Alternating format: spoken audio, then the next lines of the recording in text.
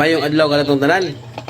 Atong paminaon si pastor kay nagwali magud siya nga usa ra gyud ka adlaw ang gibalaan sa Dios. Atong paminaon siya kay atong butataon. Paminawan na to.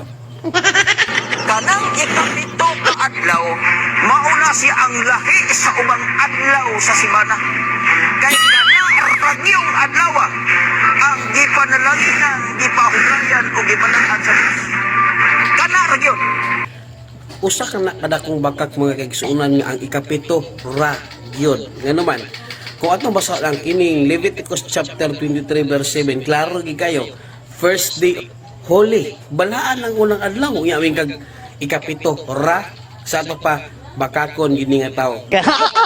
Murag ikaw may baka kon Bro Jumel Valoria kay kung imo na siyang direktaon pagbasa nga maong bersikulo sa Levitico 23 bersikulo 7 kung dikta ka diya sa 28 sa 8 ningon diya nga matag adlaw sulod sa pito ka adlaw.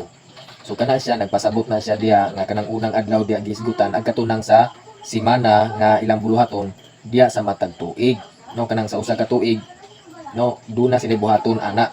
So muna siya nga usa na siya kas ilahang fiesta o selebrasyon no matag tuig. So sa matag tuig nga ilang buluhaton kanang duna sila igahin nga usa ka simana ana maunang adlaw maunang buluhaton na. Dili na ingon nga gibalaan na siyang unang adlaw para balaanon matag simana.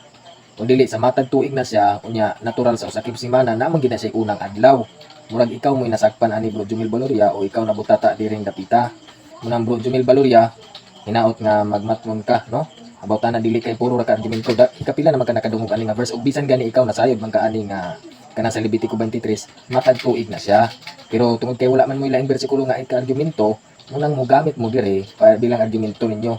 Pero sa mga taong tigbasa dili na malipat tungod kay nasayod man na labihan na ang mga SDA nga kanang buluhaton diha is o kanang nadiha nga verses sa matag tuig na siya.